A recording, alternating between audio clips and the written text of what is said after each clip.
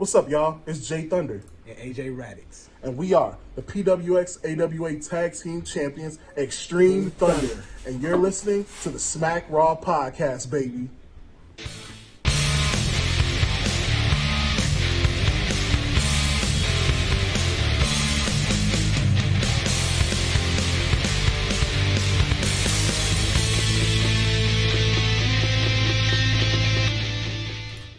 Hey folks, welcome to the Smack Draw Podcast, your one-stop shop for all your, WWE, AEW, NXT recaps, reviews, pay-per-view predictions. It's your hosts here, Kyle and Vince. What's going on, Vince? Hey, what's up, man? I'm glad to be back. Yes. Recapping Raw, it was a interesting show to say the least. It had some good stuff, some bad stuff. I'm looking forward to it, man. I'm ready. Yeah, I could tell, man. I can tell you're right into it. Oh, but how are you doing, Vince? How are you doing this morning? I'm doing well. I got up, made myself some breakfast. Haven't got my coffee just yet. Went to the bathroom, did all the essential stuff that you need to do before you start your actual morning routines. But I did all the essential stuff before going on the podcast. So I'm good. I feel refreshed. I feel ready. I'm ready to go. Oh yeah, man.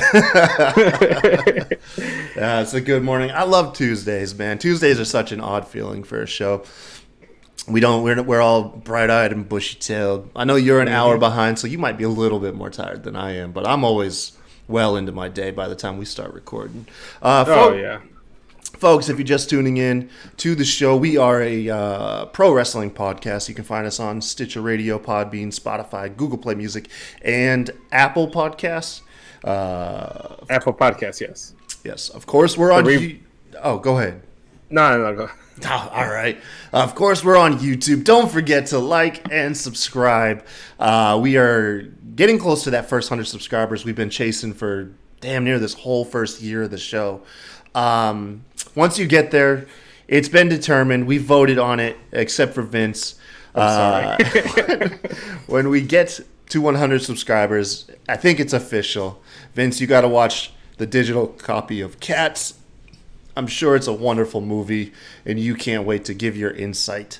Maybe we do we'll call up Natalia, and get you some of those cat ears, do a little bit of face paint for your review. I mean, if I can sit down and watch the movie with Natalia, I think it'll be a pleasurable experience. I think I will very much enjoy sitting down, talking cats with Natalia. But if it's just me by myself, it might be torture. Yeah. Should that just go ahead and be my punishment for Royal Rumble, since I did lose the predictions? Should that just be my punishment? We'll have to vote in below. We'll make it your punishment, and that way you have to watch twice. Oh, man. I think we got Jay Thunder here in the chat heckling us. I just opened up the YouTube stream. Oh, okay. Thanks a lot. Where's he at? Where's he at? He said nobody invited him. Oh, shoot. Sorry, Jay. Mondays, I know you like your sleep, bro. And then after that interview, I know it was exhausting, man, okay? Actually, speaking of which, you guys, if you haven't checked it out, me and Jay Thunder sat down for about an hour, man, and gave a really good dive into the life of a indie wrestler from Chicago. If you haven't had a chance yet, go back, check it out, man. The thumbnail will be in the end of the show. But by all means, for sure, go check out that interview. Ton of fun to shoot. Super proud of it.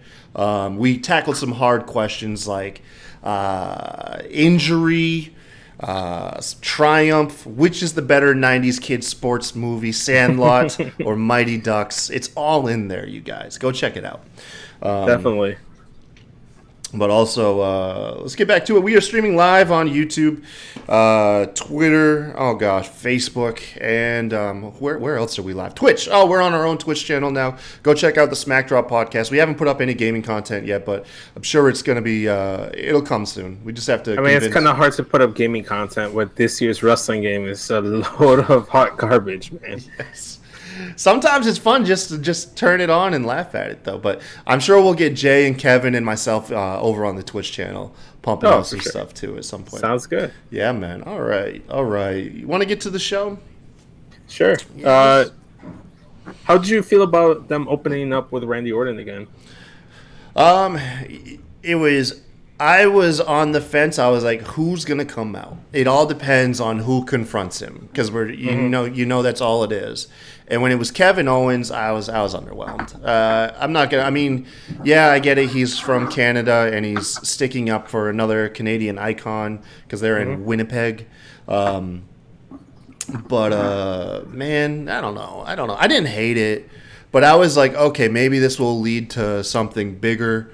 And so I gave it a shot, but it was all right. What did you think?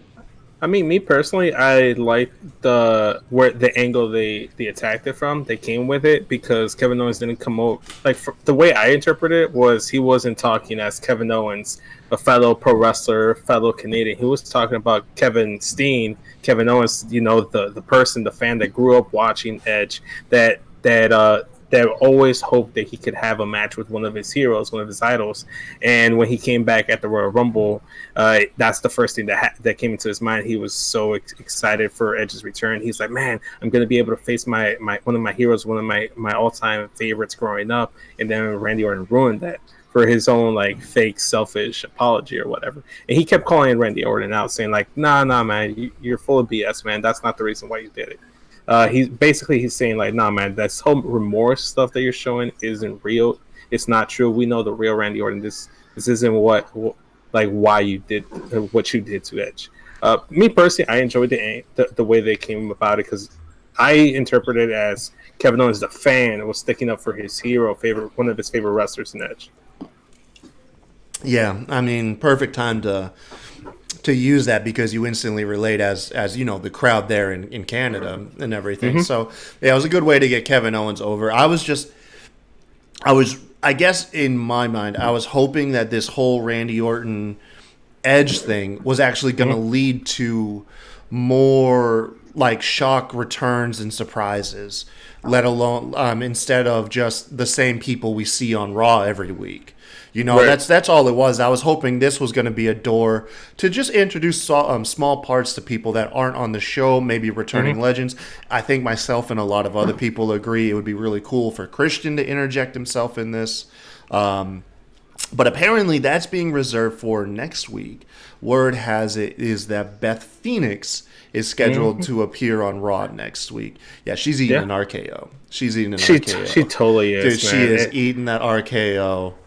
Oh, boy. Here's the thing. I love how this is all developing through you saying Randy Orton can never be booed again. And they're going to find ways to make him the biggest heel in the company because they always have – right now Wrestling Twitter likes to discuss between MJF, Baron Corbin, who's the biggest heel. Randy Orton right now is the biggest heel. Yes, he's still appreciated just like an MJF. But I feel like, man, he's just going to keep doing sadistic stuff, and we're just going to hate him. Even though we know it's part of the story, we knew the Edge stuff was part of the story, but we still booed him because of it. The stuff he did to Matt, we're over here like, damn, what the heck is he doing? And especially if he RKOs Beth Phoenix, that'd be freaking to the next level heel stuff. I don't know. I kind of want him to just punt a little kid at the next level, punt one of Edge's fans or something like that. It's and then man, do something outlandish, man. Just go out there, you fully dive into the sociopath's Randy Orton character, which I love. I say it's good. I agree with you. I think I was expecting people coming in from Edge's past. I don't know about Christian. I know a lot of people have been saying Christian, but I think the reason why he retired is because he can't even take any kind of physical altercation, or else he's done. Really? Yeah, because I think it was too many concussions. One bad bump, one bad thing goes wrong in that concerto, and that you're done with Christian. Period. He might be handicapped or immobilized or whatever. So I don't think he can physically take a bump. So that's why they probably won't do anything with Christian like that. They might do some backstage stuff where they can, do some film magic where they make it seem like he gets brutalized, but in reality he's really safe. Something like that. I don't know, man. I don't know. I always thought in the back of my mind, the last memory I had regarding him in wrestling was he never officially retired. He just kind of stepped away and hasn't actually quit. But I could be misremembering stuff. I want to say I heard it on the Edge and Christian podcast or something. Right. I mean, you might be right as well. The last thing I remember is he won a fatal four-way match to challenge Big E for he was the current IC champion. He was going to challenge him for the IC title, and the match never materialized because that same week they had to like basically retire him by force because of too many concussions, especially the one he sustained in that fatal four-way match. Wow. See, I just did not know that. I mean, stuff might have changed since then, but that's the last thing I remember, and that's why he hasn't stepped foot in any kind of ring whatsoever. Okay. It's a very similar Edge situation where, like, one thing goes wrong, or like a Daniel Bryan situation initially, where one thing can go wrong, and that's it. Even with Paige, so that's why you don't see them taking bumps. That's why when Paige returned, she wasn't really taking a bump from Asuka. She just took the miss to the face, and that's it. Yeah, okay. I could see that. I'd like to just know for sure, man. Like, I just want to know for sure what the heck is going on with Christian. Because it just doesn't feel right that we haven't heard anything from him. You act like these guys weren't, hanging out at Edge's house, shooting a podcast every week, like all year long. And also another thing that to play on the fact that it won't make sense is I am going to be kind of like taken sideways if Beth Phoenix shows up on Raw and Edge is nowhere to be found. Because you would think in Edge's mind, he knows that Randy Orton's there. He knows the danger Beth Phoenix is going to be placed in by being in the same building and being related to Edge in the manner that she is. So I think it would be really... and be like, dude, it would just be really odd if Edge isn't in the building with her to, protect his wife. I mean, that totally makes sense. I mean, if I'm Edge, I mean, look at what he did to Matt Hardy, a guy who I used to be friends with, rekindled my friendship, but a guy who I stole his girlfriend, basically. Look at the stuff he did to him. Imagine what he'd do to the actual wife of my kids. Exactly. The mother of my kids, his wife, just imagine what he'd do. Hopefully it's like a setup where Edge, like, he tries to set something up to like catch Randy Orton lacking, but it backfires and Beth still ends up getting hurt in some way. And then Randy Orton plays it off as if it was an accident, just like Heidenreich when he accidentally had Lita miscarriage back in the day. Oh my god, dude! Come. Not to bring back past storylines there, cringe, but similar stuff where he could be like, "It wasn't my fault," that happened. Oh my gosh, no! I don't think I need any more Heidenreich. Oh my god. Like, nah, no. That's just no, please no. Like, all I can think of is him kicking the baby into the stands. No, like a football. I haven't had to think about that in a long time. Oh my gosh. Oh man, I sometimes think about it. Sometimes I go back into my Ruthless Aggression era days, and I'm like, man, that was a crazy ass storyline. Like I sometimes I go back and think about the one time they wrote John Cena off a storyline because Carlito got a thug to stab John Cena in the kidneys. Yeah, Jesus in the nightclub. So it's like little things like that that I sometimes remember. That's why the Snitsky stuff was still in the back of my head. Oh shoot, they had a new episode of that on last night. Oh, it was so good. Yeah, I haven't seen it. I'm gonna check it out today because I watched the first two episodes. Yeah, I watched those two. I watched the Eddie one. Man, that felt. It's like, just like, hey, Ray, can you sit down and just make people cry for about a half hour straight? Like, yeah, you good with that? All right, cool. Like, hey, for this show, do you mind going visiting his grave so we can get shots of that? It's like, Jesus Christ, dude. Like, is there any... It was literally just like how Ray felt during that whole special. I was expecting like, I don't know, like some unreleased footage or something, man. It was like, no, man, it was mostly just Ray mourning again. Cry fuel, bro. Heavy cry. Apparently, that was the first time, because I remember he posted that on his Instagram when they recorded that and when he actually went. But that was the first time he ever visited Eddie's grave, and that's just mind-boggling that he had to do that on camera. Yeah, very, very surreal. What else? What did we have next? I believe we go straight into one of the best wrestlers in all of wrestling right now. Angel Garza was backstage with his new manager, business associate, Selena Vega, which I saw a lot of people on Twitter have this take, and I've been thinking it, I just haven't said it, but I feel like Angel Garza and Selena Vega, the dynamic works way better than her and Andrade. You think so? I think so. I think they just like play off of each other a little bit more. I feel like Angel Garza has a little bit more confidence, even though his English isn't as good as it should be. I feel like he has more confidence in himself sometimes than Andrade, and sometimes I feel like that translates. Like especially me, like being able to understand his Spanish promos. I feel like sometimes Andrade can come off like he's still a little unsure of himself. Like sometimes he knocks it out of the park. Sometimes like you can slightly see the like a little lack of confidence because his English isn't all the way there.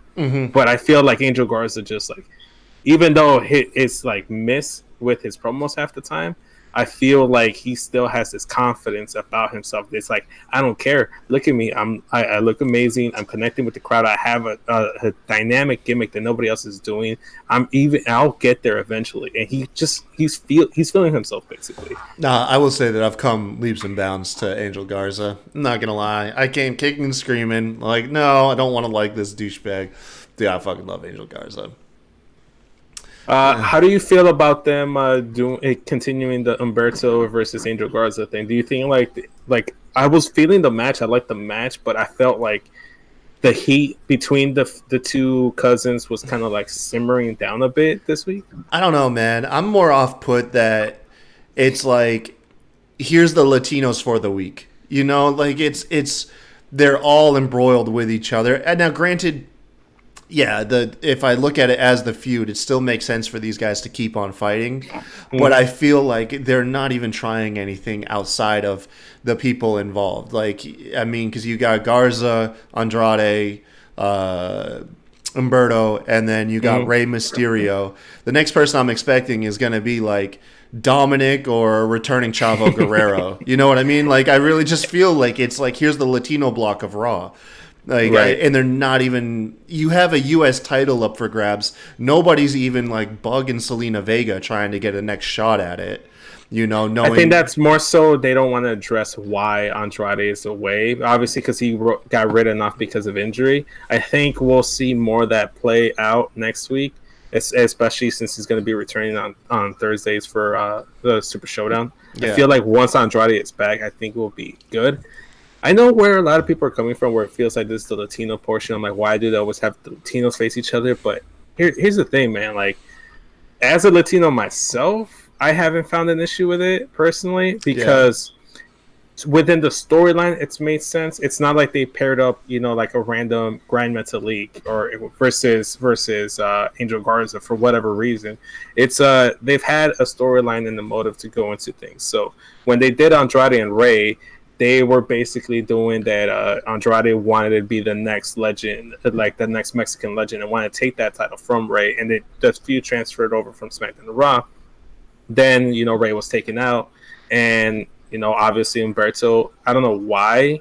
That's the part where it's like, okay, maybe they just wanted to get another guy that they feel confident in. I'm like, okay, well, Humberto, I feel like he could work well with Andrade and vice versa. They can help each other out. And we can continue the storyline. We could do like a mentor type role, or like, you know, like Humberto like looks up to Rey Mysterio type of way. Yeah, that's the part where I felt like that was a little bit more forced.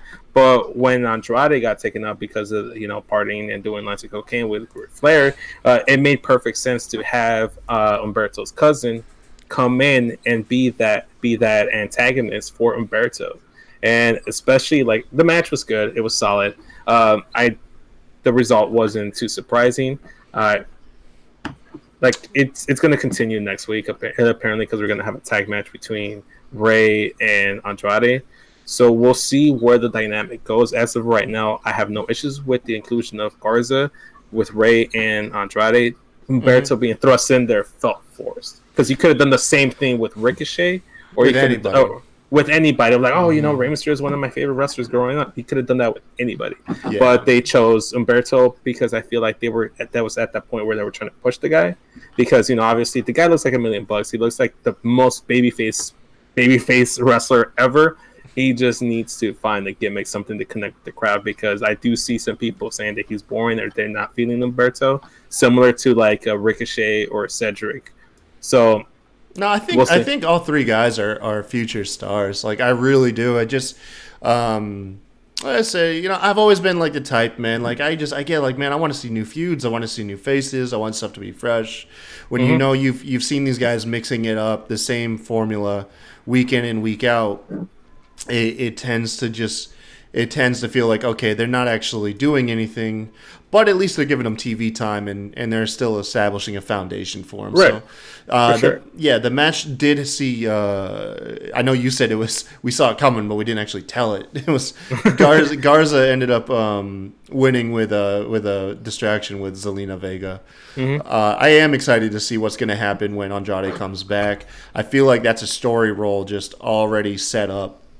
Andrade coming back, and then because I don't see it becoming like a trio. I don't see her managing both of them. I imagine but it's going to be weird if you have a heel versus heel feud. So I guess logic would dictate it would probably maybe see a face turn for Andrade.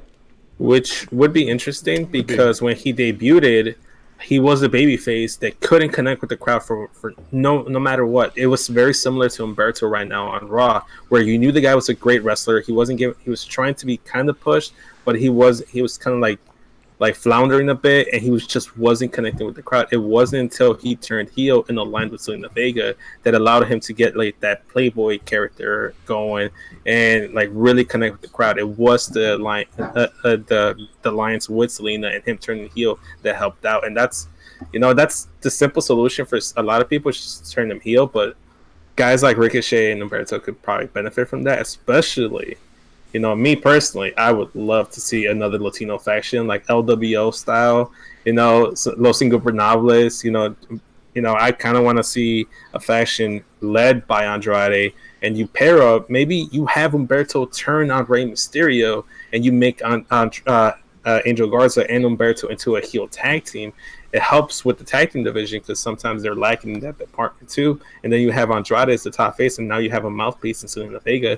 And you help establish those guys, very similar to how Evolution was grooming Cody Rhodes and Ted DiBiase. Yeah, I can see again, that.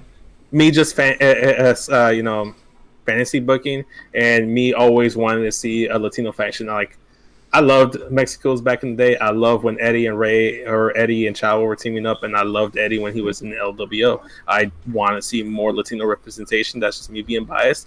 But overall, I think it could still work between the Angel Garza and Andrade stuff. I think it will be if they do decide to go into a feud with the title, it might end up just being a fatal four-way match in the ladder match, or just a regular fatal four-way at Mania, and they're going to drag this thing out where Selena turns on Andrade at Mania to cost him the title and gets the title on Angel Garza. If that's where they go with the deception, I don't think they'll do it right away. It'll be like a slow burning thing, which is what I hope they do. You are adding way more drama to this story than WWE intends on doing. I'm just letting you know.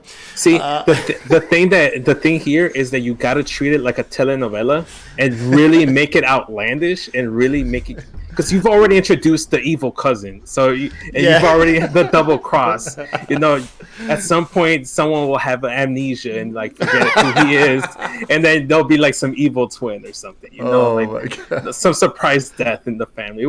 Something's gonna happen, man. Choose like. Up next on Telemundo. Hey, I think it still streams on Telemundo on Saturdays in Spanish, so it'd be perfect. It'd be perfect. God. Let's do it. I'm with it. Let's move on. How do you? We got Ricochet had a match later in the evening. By the way, I'm pulling off of CBS Sports notes. I actually was wrapped up at work till past 9 o'clock, so I didn't have a chance to take notes or anything. So I'm trying to go by memory and using CBS Sports as a guide. If you guys haven't checked it out, I know they're like a major company, but they really do release a recap in a nice bite-sized portion. If you like to like read over what happened, I would recommend them. But Ricochet ended up defeating Luke Gallows. How do you feel about?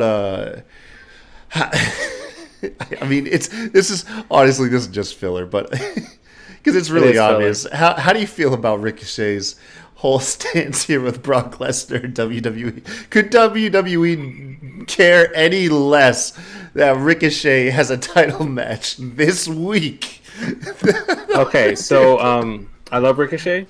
I think he's great. I think he's a phenomenal in-ring talent, but they are not giving this feud. They're basically like treating it as like this is a stopgap for Brock Lesnar. We're just doing this for They literally labeled Brock Lesnar. It's a contractual title defense. Like, it's not even like he wants to be like in this feud or there's anything there. It's just Right. Brock Lesnar has to defend his title at this show. Ricochet, get in there. Like, and it takes away from the build. Like, I don't know, man. It's whatever. So to me, it feels like back in like '04, where Brock was facing Hardcore Holly of all people for the WWE title at the Rumble, and that was just a stopgap feud for him to get to the No Way Out feud with Eddie Guerrero for the title. And I feel like that's where we're at with Brock Lesnar. Yeah. Is that this is a stopgap feud. If it wasn't for the Saudi show, this wouldn't be happening. They'd just be going full blown McIntyre, Brock Lesnar stuff, and they've done a great way. They're still full blown McIntyre. And I know, but it would have been more. You'd be seeing more interaction between the two guys, especially when they were both on the show. So that was my whole thing. It's like there was even no blow off, no interaction where like maybe Ricochet gets the upper hand on Brock Lesnar, make it seem like he's got something up his sleeve. You know, he's going to use his speed to outmaneuver Brock Lesnar. There was zero interaction. It made Luke Gallows look like a chump. And honestly, at this point, the OC, like, they just gave him the best tag team in the world moniker so that it means when you beat them. So they've lost.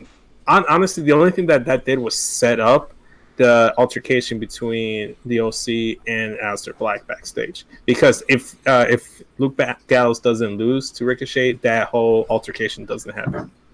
Yeah. I mean, yeah, it is what it is when it comes here. They're just who's expendable. Carl Anderson and Luke Gallows are. You know what? I would paid. Fuck it. I would feel bad if it wasn't for the fact that I've seen so much stuff online of them just they're happy. Like they're making money, they're providing for their family. You know what I mean? Because otherwise, it'd be like a whole other thing with the Revival. They'd just be like, dude, just let them go. But no, these guys are clearly coming in, having a fine job collecting paychecks. If they're cool, man, I'm cool.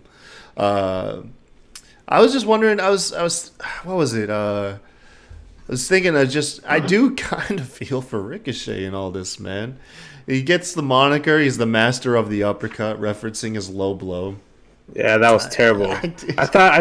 I was looking down on my phone for a second, and I looked up right when he was making that reference. I'm like, wait, is he talking about Cesaro now? What's going on?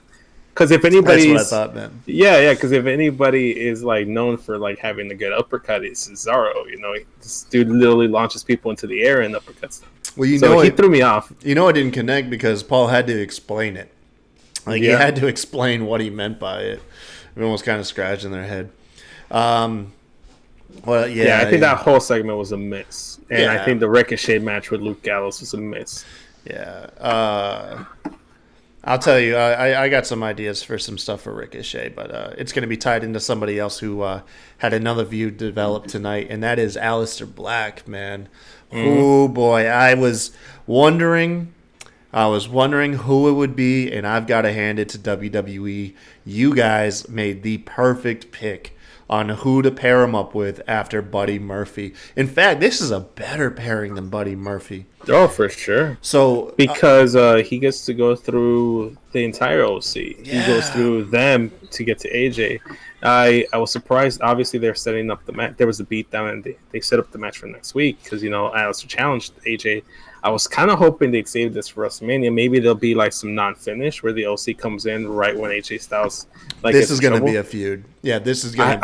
I hope it's something that drags on, man. Because here's the thing: as much as like flack sometimes AJ gets for like being like a cringy heel or a cringy baby face, or sometimes he just doesn't connect. Sometimes I feel like in the ring he's always does his best to make his opponent look $1,000,000. If I'm already picturing him just like his legs turning to jelly the minute he gets hit with a black mass on his jaw. I can't wait for it. I'm looking forward to it. I think he's the perfect guy to put over Aleister Black.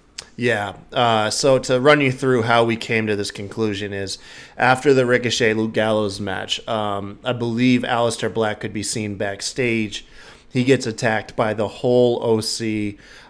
He is greatly hurt. And also still scheduled for a rematch against Eric Rowan. and Aleister Black was selling this like he just got out of a car accident. Like this guy couldn't walk. Pain was across his face the whole time. Dang, man. I think Rob just spoke up. I think Rob's trying to talk to us. Can you find if Rob's in the comments? Apparently he is. He's in the YouTube section. He's like AEW. That's the one. Circle. That's the one I'm not watching, Rob. I'm sorry, man. Dynamite. Best friends GOAT. Brock the best. Tell Vince the Warriors are done. He's Pay attention to doing me. Give me what I want. He's doing trolling in the comments. Classic Rob. You're such the contribution, Rob. Thank you. Love you, Rob. Glad to have you back. Well, anyways, yeah. So Aleister Black. Aleister sold it like $1 million. It's like he got hit by a truck. But he comes out, man, and he has this match with Eric Rowan, and I never thought like I would be enjoying Eric Rowan matches. And damn, man, if they couldn't have given this a little bit more legs, because Eric Rowan in Black, man, I don't know if it's I don't want to sit here and say it's all Black. I'd like to believe Rowan found somebody he has good chemistry with in the ring, and it just might be one of those cases where you guys, if you have like a really powerful and strong small guy paired up with Eric Rowan, you can have some good, decent matches. Because these guys did. The only nitpick I have, and I get it, I get why I didn't go this way in my mind, but I thought Eric Rowan should have picked up the victory. I thought... that would have been Aleister Black's first loss, right? See, I get it. I get it, you're protecting Black, and you got to make him look extremely powerful, but... At the same time, it wouldn't have been. It's not like it would have been Finn Balor against Kane.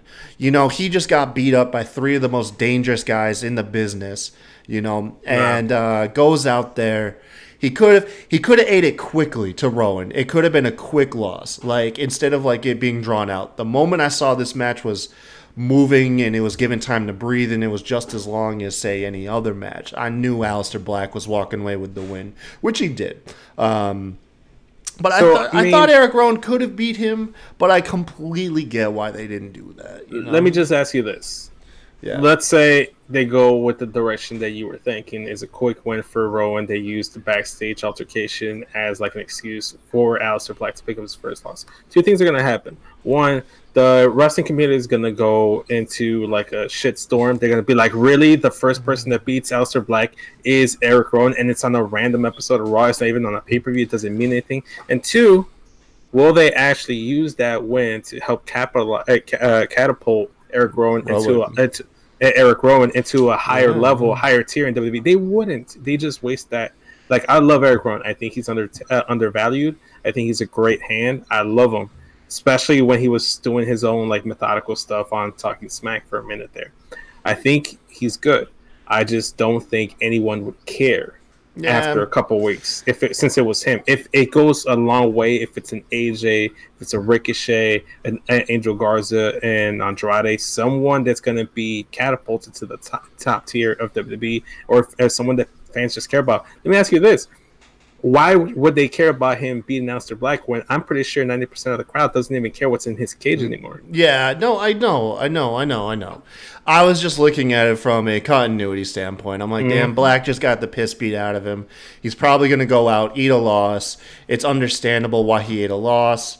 You know, it can add to the feud with AJ. He could have like a segment in a week or so where he confronts Rowan and then just smashes Rowan right there. You know, like I said, I'm not really griping over it too much. Like I said, in my mind, I saw it playing out and I thought it would have added some drama. But I mean, it's the WWE product, and you know, WWE is gonna WWE. Speaking of very WWE stuff, this Truth TV with Bobby Lashley. What was this, man? Like, so if I'm understanding it correctly, it was supposed to be R-Truth thinking that he had an episode of Truth TV, when in reality he just had a scheduled match with Bobby Lashley. Yeah, the one highlight of this whole thing, man. Yeah, I missed it.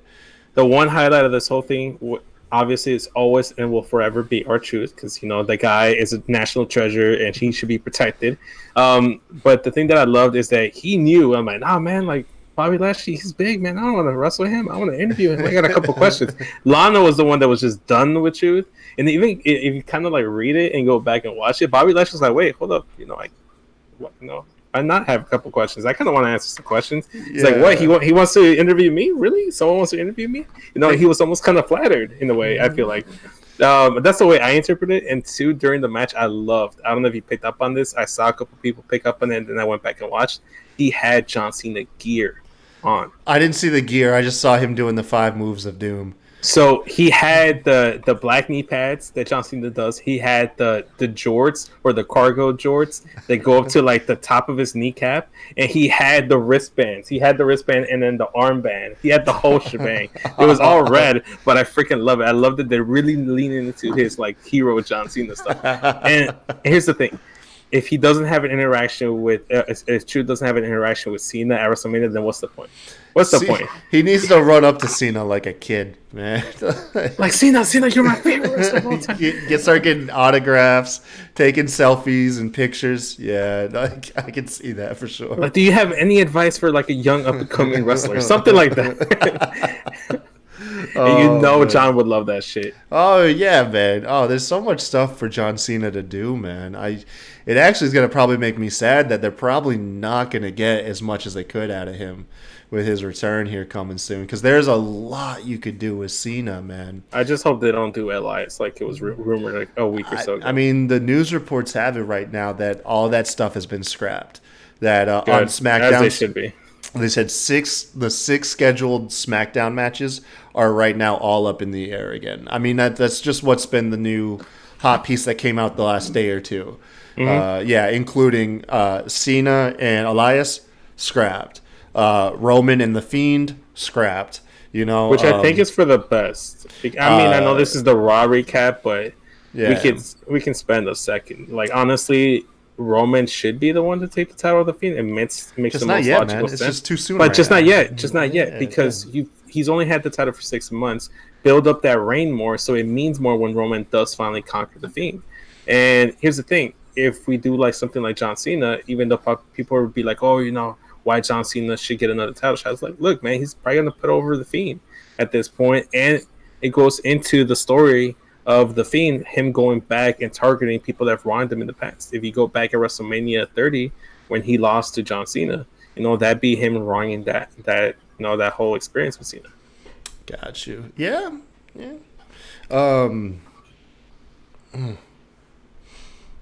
So what was after the Alistair stuff? The Alistair stuff is going to be, like I said, I'm just kind of going for the beats here. Bobby Lashley ended up winning. He beat R-Truth with the spear. Oh, yeah. That's where we left off. Sorry, I got sidetracked with the Cena. No, I know. WrestleMania and SmackDown. No, same here. Even I was like, that's why I was kind of like pausing long. I really lost my place and thought. I was like, you really took... I had a brain fart. I'm like, wait, what were we talking about last before we got sidetracked? Okay. Quick win for Bobby Lashley. Solid win for Bobby Lashley. Yeah, Angelo Dawkins. Both Montez Ford and Angelo Dawkins, who've been interjected into the Messiah Chronicles here, whatever you want to call them. The stuff let's run it down. Seth, Murphy, AOP, Kevin Owens, Samoa Joe, Viking Raiders, and now Street Profits, all embroiled in this gang warfare with religious overtones. I love it though. I think it's great. It's one of the best things going on Raw right now. So Montez Ford and Angelo Dawkins had singles matches lined up against Buddy Murphy and Seth Rollins, or newly named Murphy, excuse me. Seth Rollins interfered in the Angelo Dawkins match, caused the DQ victory for him. Montez Ford had a nice little quip. He said, "No, I'll protect your boy." He said something like, "We hit you so hard last week that you lost your first name." I thought that was a nice touch. Oh, did he? Yeah. He threw it in his face. Yeah, he addressed the whole name change and everything. So that was good. Rollins and Montez Ford, of course, had a decent banger of a little bit of a match there. Of course, Rollins went over, but I mean, I guess that's good for Montez Ford to be mixing it up with former, Universal Champion and just all the accolades Rollins has. I like to see him facing off against younger and up and coming talent. I think it'll do a lot for a lot of other guys. I mean, you look at Montez, and nothing against Angelo Dawkins because I like them. I like them as a pairing. I think they're great, both of them. But you look at Montez Ford, and I could see him breaking out and being a future champion. Future top champion, especially if he's booked right. He's got the charisma, he's got the looks, he has the athleticism. He probably gets the highest I've ever seen anyone get on those fucking frog splashes. Yeah, it's surreal how high that dude can jump.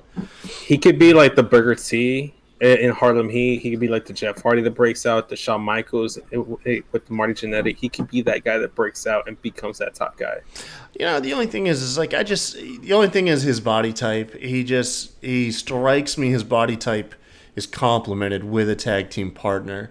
So I feel like singles runs, I don't know if that guy will sniff a world title, but I wouldn't put it past him to get a U.S. or Intercontinental Championship under his belt. No, I think that's a given. I think he'll get a secondary. I firmly am behind the idea that Montez Ford can be a future world champion down the line should they build the guy up properly, because he's deceivingly tall.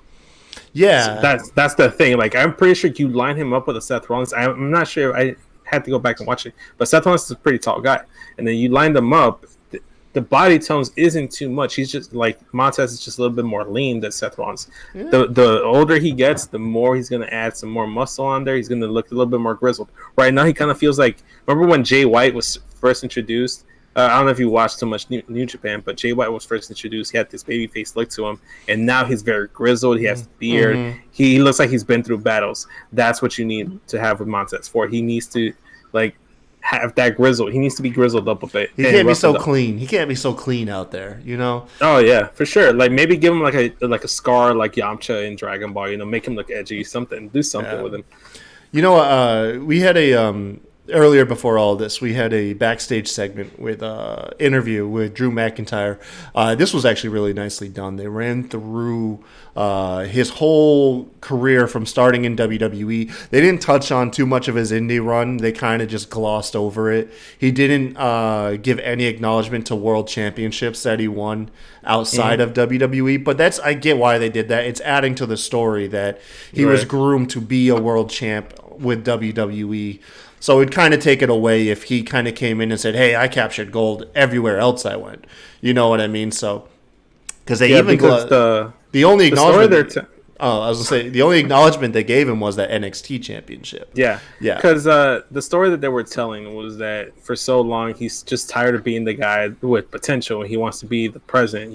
That's always what he's heard. Like, back then, he was the future. He had potential. When he came back, it's like, oh, this guy has potential, and he was just tired of hearing that. And if you play up the fact that he was a former TNA champion, he won, I don't know what other titles he won. I wasn't paying attention to this. He won I don't know if they had changed the name. But the What Culture? The What Culture, yeah. It was either that or the Defiant. I can't remember if the name change had already occurred. Yeah. So it was that promotion's champion, so he's won titles in the past. I think he was the Evolve champion at one point. He was traveling and being the top guy everywhere, but again, it plays better to the narrative to make you feel that he's only accomplished the one NXT title, and he hasn't accomplished anything on Raw or SmackDown. And it's not like he even got to hold that belt for that long. What blows my mind is that Ricochet will have a world championship match before Drew McIntyre ever got one. If you take Ricochet and you take Drew McIntyre and you go, hey, who would get a world championship match first? You would. Okay, well, current Drew McIntyre, it should be him. But if you go back to 2009, how long has he been on main roster? How long has he been on Raw? I know. He should have been. But the issue with him was that they were thrusting him in the henchman role, no matter who it was. He was paired up with Dolph. Then Braun Strowman when he was a heel. What was that? He was aligned with Bobby Lashley. He was never his own man until recently. That's the main issue. Is he was brought in, paired up with Dolph Ziggler for whatever goddamn reason. It made zero sense at the time. It still makes zero sense now. He should have been the top guy. And what baffled me is that he's getting over right now as a babyface, and that's who he was in NXT. And they decided to turn him heel once he got to Raw. For whatever reason, they did the backwards thing. I feel like you could have had this Drew McIntyre back when he debuted. I think he just naturally looks like a heel, but he's one guy, his personality shines through more than his look. For sure. Yeah, because I think if I'd never heard the guy talk, I'd be like, yeah, that dude's a heel. Ain't no way that's a baby face I'm looking at, because he just looks like, I don't know, I wouldn't say dastardly. He just looks like a mean force, like just like a bastard. He reminds me of Batista, because you know how like Batista looks like a mean guy. If you just see him outside of context in the ring, he looks like a mean guy. He could be a heel, which he was initially for his initial run, but then he turned babyface with the whole Triple H stuff. He reminds me of that. Like, he has the looks of a heel, but he can be a clean cut babyface. I feel like Drew McIntyre is very versatile. Whatever you need him to do, he'll be able to do it and knock it out of the park. Hell yeah. So final segment of the night, we saw a match set up, which was actually set up during the opening promo with Randy Orton. Actually, you're missing the contract signing. Oh shoot, my fault. Why isn't that even involved in these notes? Oh wow, yeah, I don't know, I could have missed it. Anyways, yeah, so we did get the contract signing. Honestly, this wasn't too far off, but this kind of played into something I've been saying about this contract signing. Most of the participants in this Elimination Chamber match are more involved in their current ongoing feuds than becoming world champion. And I say that like with complete clarity, because so let's run down who we have in here. So obviously the big name is Shayna Baszler, but then we got Natalya, we got Ruby Riott along with Liv Morgan, Sarah Logan. Sarah Logan's in this, and then the last participant, Asuka. Yes. So you have Natalya's recent promos have been more focused on Asuka. Liv Morgan's promos have all been based around Ruby. Obviously, and then you have Sarah Logan, who's kind of in here, but the narrative on her is more or less, how is she going to fall into this Ruby Riott and Liv Morgan feud? Basically, she's the third wheel. where's her allegiance there? So Right. none of the narrative primarily focuses on these women striving to become world champion. I think the only one that is being positioned and portrayed that way is Asuka. Yes. Because she's the only one that's being portrayed as like someone that's like taking this match seriously. Natalia's pissed at Asuka, but Asuka ain't even hearing none of it. You know what I mean? Like, which I think is hilarious, by the way. I think it's hilarious. But so we have 5 of the participants sitting on 2 tables. King narrating this for whatever reason. I'm gonna avoid going on the King rant. Y'all know how I feel. Get him off air. Butchered a lot. Yeah, just get him off air, man. Get him. He just had a bad night, which is I guess the norm. But anyways, because like I said, the less said about that shit, the less angry I'll get on air. He comes out. Asuka's given the chance to actually run down the majority of the promo, and God bless her soul, she tried. She was getting what chanted. I like her just shooting in Japanese. I really do like her shooting in Japanese. They tried to give her a primarily English promo, and essentially King had to translate for her afterwards, because I'm not even going to lie. I tried to pay attention as well as I could. I had a hard time picking up what she was talking about. But ultimately, she just ran down that there's only 5 people present. Where's Shayna Baszler? Right. I mean, I picked up on that. I mean, that's the main gist of the whole thing was that, and I kind of picked up on it. I'm not going to sit here and lie and say I understood exactly what she was saying, but I was getting what she was getting at. She was basically saying like, "Oh, there's 5, shouldn't there be 6? Where's Shayna and stuff." So I picked up on it. I mean. I guess it just depends on your viewing experience sometimes. If you're sitting there by yourself, you're probably paying attention a little bit more. I'm sure you have some distractions. Or, I don't know, man. It goes from person to person, I feel like.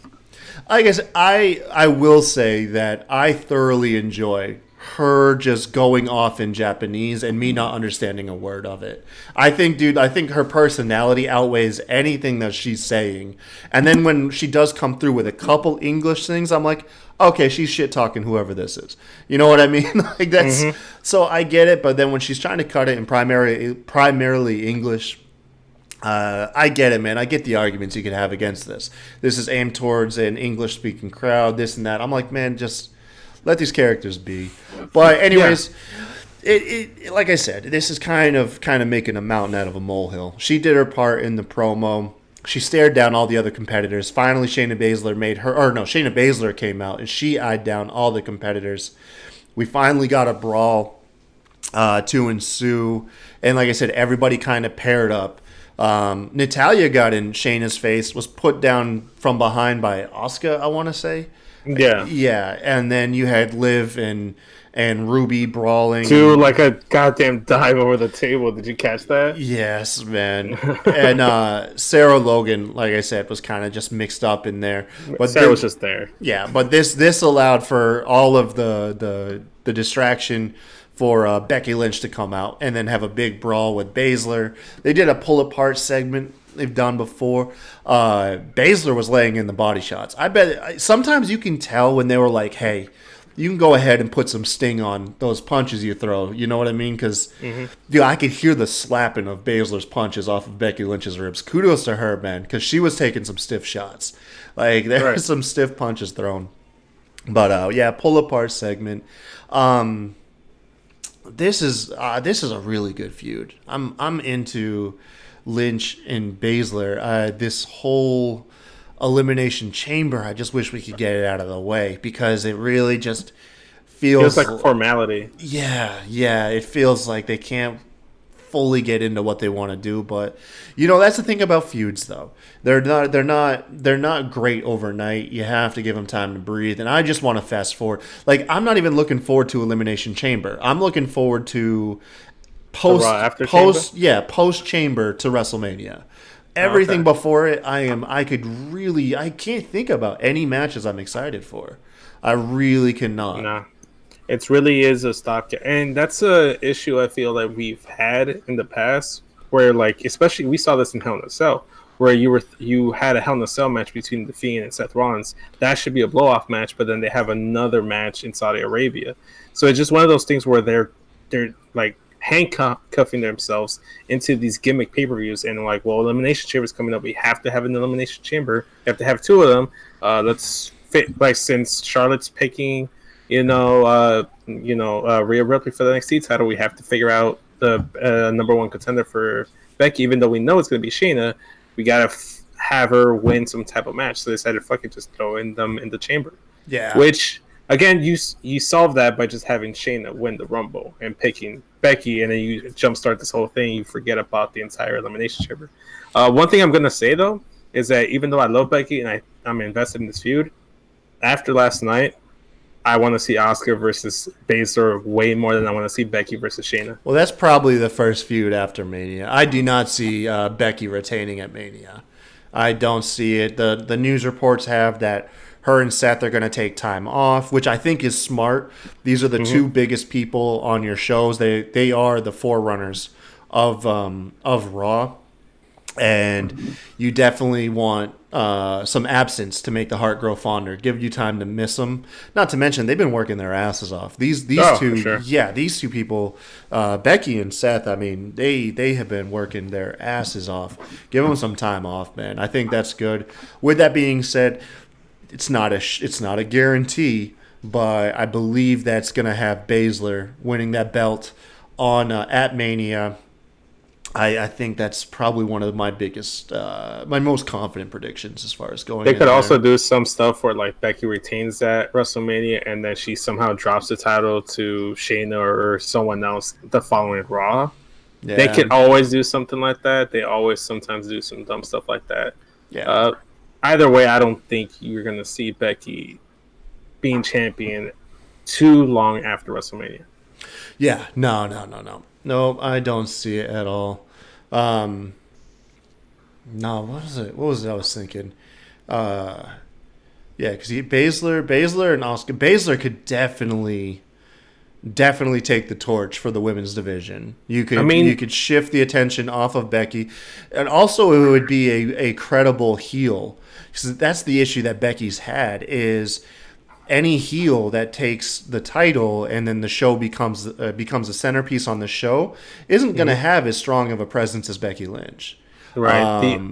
The only person you could argue that also was on that Shayna level in terms of being a top heel was Sasha, but they didn't pull the trigger on that because obviously I'm so tired of the horsewomen, though. I'm ready for a new I'm happy with Becky now, but I'm ready for that belt to go to a new star, create a new star instead of shuffling this Sasha, Bayley, Becky, and Charlotte. Yeah. I love them to death. I got utmost respect for them. I'm not tired of seeing them, but I'm tired of the spotlight. Just you've already done every combination possible with these 4 women. No, I'm saying like back when they introduced Sasha, if they were gonna drop the title, that's when they did it. Since they didn't pull the trigger, then this is the second best opportunity or the next best opportunity to do so. Yeah. Like you were saying, I was just going to the point where like the last big name that she could have dropped the title to was Sasha. Yeah. Had they maybe did this whole Asuka storyline back when they were doing the Sasha stuff, I could also believe Asuka taking the title from Becky. But right now, that's the one thing that Raw and SmackDown are lacking, are big names. SmackDown, I feel like they're doing a better job, especially with the reintroduction of Naomi. I feel like they've done a great job. Sasha's missing right now. She's probably like on the back of some milk carton or something. People are trying to find her. And I think if the rumors are to be believed that there's going to be some kind of shakeup that involves NXT, Raw, and SmackDown post WrestleMania, I wouldn't be surprised to see Montez be reunited with his wife, have Bianca Belair come over to Monday Night Raw, especially since she was feuding with Charlotte Flair. You can see that continue while Rhea Ripley is still champion in NXT. And Bianca, if she's not going to win the title in NXT, I think she's fully ready. You saw at the Rumble, she is a star. She held her own with the likes of Alexa Bliss, Charlotte Flair, and everybody else. I think she's ready for Raw, and I feel like they could use her over there. I feel like she could be a great first feud for Shayna or great continuation feud with Charlotte. Okay. Yeah. I think Baszler is a star and will definitely hit a new height leading Raw. The spotlight on Raw, she'll cross over that mainstream audience way better, I think. So yeah, I'm ready for it. The final match of the night. They can't help themselves when they're in Canada, can they? Like the Montreal Screwjob will never die, and I'm telling you. You know what's funny? They actually did a similar thing with Charlotte and Natalya when they were in Chicago, and they called it the Chicago Screwjob, and they did it because Brett was ringside for that match. I'm telling you, they will never let that angle go. So really quick, we have Randy Orton, Kevin Owens facing off against each other in a decent match by all means. This match I had no issues with. It just when Seth Rollins' crew came out, his disciples came out, I let out a groan. I'm like, it's kind of like getting to that point with me where everybody was just dying because Roman Reigns was closing the show every single week. We knew that at the end of the episode, we were going to see Roman Reigns. The show was going to go off the air with Roman's music. That was the norm. And Raw this last, I don't know, and I feel like it's still new, yet it feels like it's old. Raw is going off the air every week with Seth Rollins and his crew and Kevin Owens and the Viking Raiders. And yeah. I think the issue is not Seth Rollins and his crew, because I feel like they interjected one of the most interesting stuff in the entire closing segment. I think it's the issue that we've already seen Kevin Owens and the Viking Raiders, Samoa Joe, Street Profits are the new thing. Yeah. But before that, like Viking Raiders and Kevin Owens and Samoa Joe, they were the main people feuding with Seth Rollins and his disciples. So it just gets to a point where you're like, okay, how many times are they going to get a crack at Seth Rollins before we're like at some point Seth Rollins has to be like, look, man, I've already beaten you nonstop. Get out of here. I'm ready for a new program. I'm waiting for Seth Rollins to just break kayfabe. I'm like, look, man, I'm sorry, man. We've been going at it for months now since Survivor Series. I'm done with this program. Give me a different feud. Yeah. Do something with me. So, but yeah, we saw Rollins and the Disciples and the Viking Raiders and Street Profits all come out. Everybody's brawling while Kevin Owens and Randy Orton are having this match. And during the match, it was very by the books. Seth Rollins was trying to interfere and distract Kevin Owens, but he kept fighting back. And then towards the end of the match, the Randy Orton gets Kevin Owens pinned in an obvious kick-out situation, but we get a fast count by the ref out of nowhere. No indicator. For one, did you recognize the ref? Because he kind of struck out as new to me. He looked new to me. Yeah. But the ref gives a fast count, and everybody's kind of just left with, like, what? And I knew it right away. Like, I knew it right away when he went over to Seth Rollins and was like, "Are you okay, sir?" I'm like, okay, Seth, you got another disciple on hand, which is adding a cool layer. So the ending, I'm not even mad at. I'm not gonna lie, I actually kind of dig it because now it's kind of. I know you don't watch it, but it's kind of AEW's Dark Order-esque, where you don't know who the creepers are, and you don't know who's part of. Now we're not gonna know if people are secretly secretly messiahs of Seth Rollins, and I love it, man. Leaning into this cult gimmick, I think it's great. Yeah. Obviously, it's going to make some people uncomfortable, but it makes the gimmick that much better because people are going to hate it because it's so uncomfortable. Similar to when CM Punk was doing the Straight Edge Society, he had people he was fucking turning. He was like brainwashing them, which is what Seth Rollins is doing. And if he's supposed to be this messiah, this false prophet, this cult leader, you have to have him brainwash some people and have a following. That's the one issue I always had with Bray Wyatt when he had the Wyatt family was you never saw him convert anyone. No. The one person he converted was Daniel Bryan, and then he got swerved. He converted Randy Orton, and he got swerved again. So it's one of those things where it's like you have to see him grow this army, and it'd be perfect if it's just random people. Yeah, just staff members, production crew, stuff like that. Yeah. I know. I'm ready for Devon Dudley to come out, or Jamie Noble or Joey Mercury to come out. Did you see with Seth Rollins shirts? Did you see someone dubbed Reverend Devon's music over Seth Rollins' entrance? No, I haven't. Dude, it's so good. Oh, do it! I need to do it. Yeah, bring back Reverend Devon. Bring him back. I would love to see that. He's a producer, man. He's backstage. He's Might back as well. there. Yeah, might as well. But wait, I have already fantasy booked how to do it.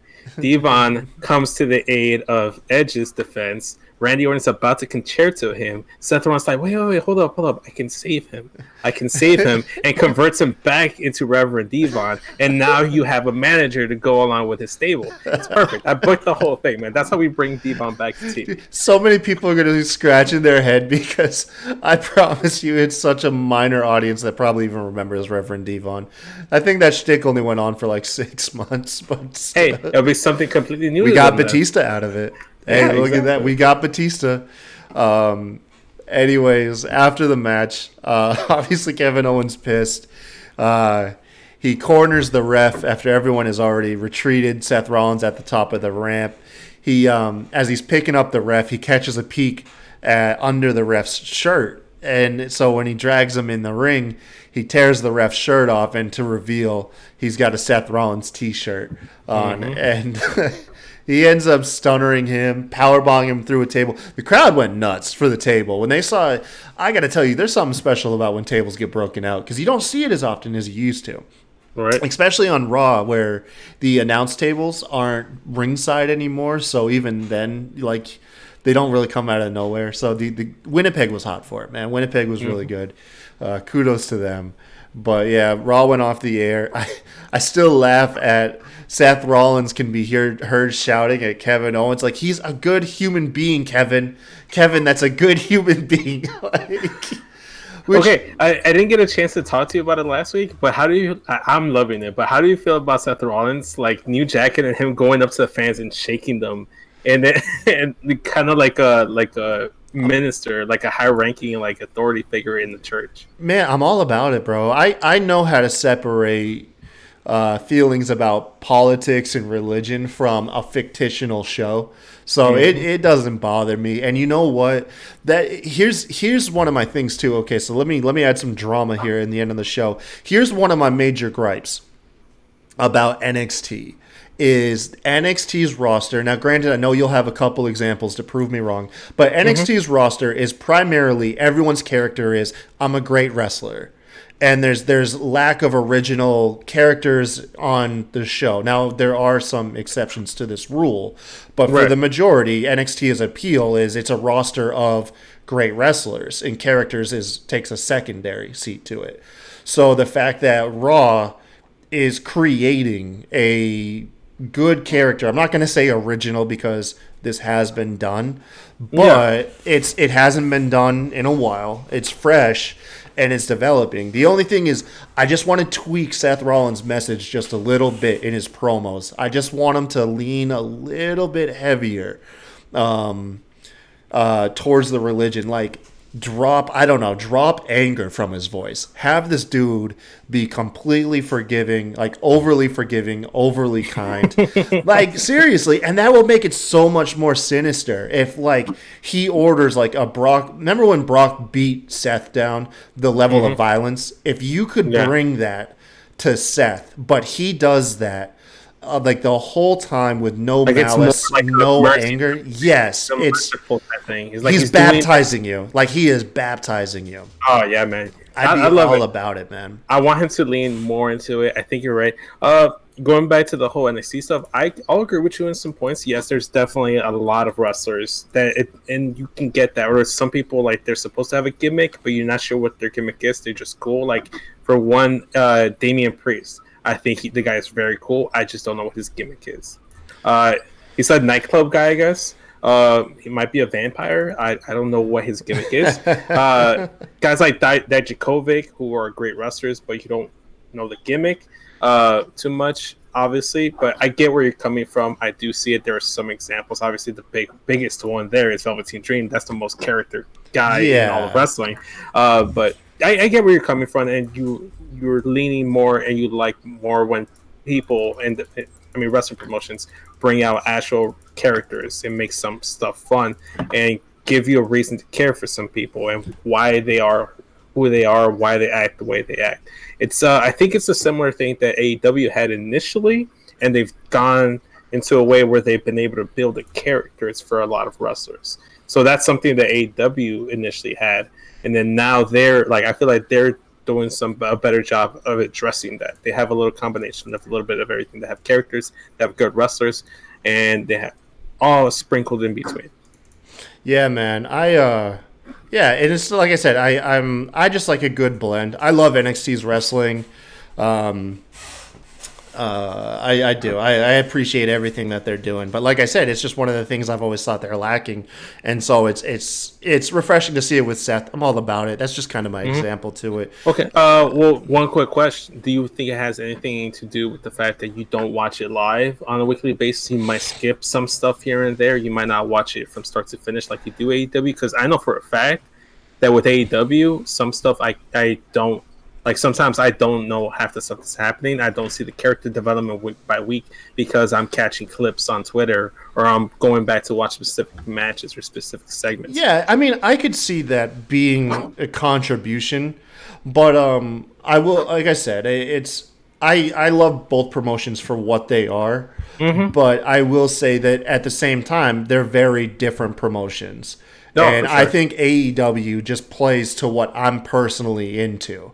That's why we had that huge debate about Jake Hager. You couldn't believe that there's actually really excitement around this guy when it's like, no, the character development and how they've used him has been perfect. They've kept him out of the ring. They've kept him from trying to convince you he's a 5-star match guy or he's a Brock Lesnar-esque guy. Like, no, they first made him likable by giving him this comedic silent type. In all the vignettes they would cut where everyone's giving these like impassioned or funny interviews, they cut to Jake Hager and he's just looking mean and stiff. And then it cuts away from him, or they throw him on commentary, and he doesn't say anything on commentary. Yeah, you have Chris Jericho interpreting what he says. So they make him likable, and then they give him a meaningful story. He injured Dustin Rhodes, and they don't let these guys get their hands on each other for months on end until you're just frothing for him to finally mix it up. And now they're at that fever pitch where it's like you literally cannot wait for one reason or another. Like, there's multiple reasons, but you can't wait to see this Jake Hager match. Now, granted, Okay. Dustin Rhodes is in there too, but there's actual like legitimate excitement. And so, like I said, and that's kind of been AEW's thing, is they've really played into a lot of, as much. That sounds very similar to like what they were doing with Roddy and Velveteen. I know a lot of people don't like Roddy, but like this whole feud with Velveteen, is including his family in there, has really brought out a little bit more intensity in Velveteen. And I think honestly, I think that's the issue, is that if you're not watching the specific show week by week and see the character development and see the details, see the little like underlying stuff between every wrestler, you're probably not gonna see it. Like honestly, I didn't knew about all that stuff you were talking about, Jake Hager, because I'm not on the AEW show. I'm not watching it weekly. Like I said, I sometimes just watch clips on Twitter or go back to watch certain segments. And obviously, I don't care for Jake Hager because I'm not watching every week. I'm not seeing his story and his character develop. So I'm not going back and watching his stuff. And I would assume that's the same stuff with you, with Kyle O'Reilly and Bobby Fish. Like it's Adam Cole, that's the guy that really stands out. Roderick Strong, he can put on a good match, but if you don't know the backstory between Bobby Fish and Kyle O'Reilly as a team outside of NXT, and then there's the little like interactions they have in NXT, I guess you don't really see like, okay, I don't see a character for them. Yeah. But Kyle O'Reilly more so than Bobby Fish. Bobby Fish right now feels like like that old uncle that tags along with like the younger crowd. He has like he's really leaning into like the old grizzled look, and he's going out and he's targeting a certain demographic of the female audience with like the older women. He's targeting them. I know for a fact that's a thing. And honestly, maybe it's just a thing that I hang around with a lot of female friends that just adore every single member of the Undisputed Era for different reasons. And they point out their characteristics that I don't normally notice.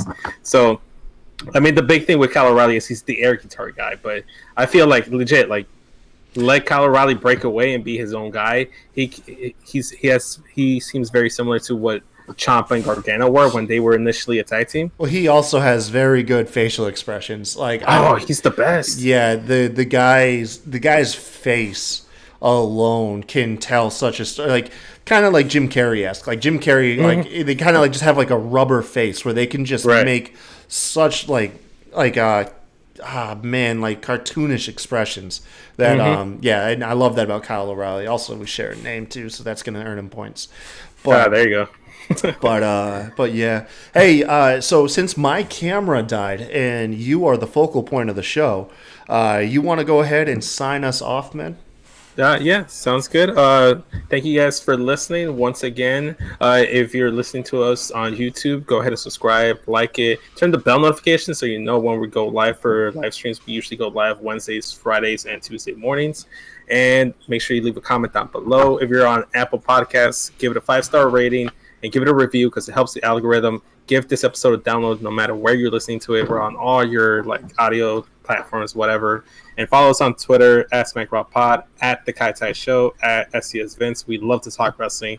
Want to talk wrestling with you guys. We'll catch you guys next week. And we'll tune in Wednesday for AEW and NXT stuff. Catch you guys next time. Have a good one.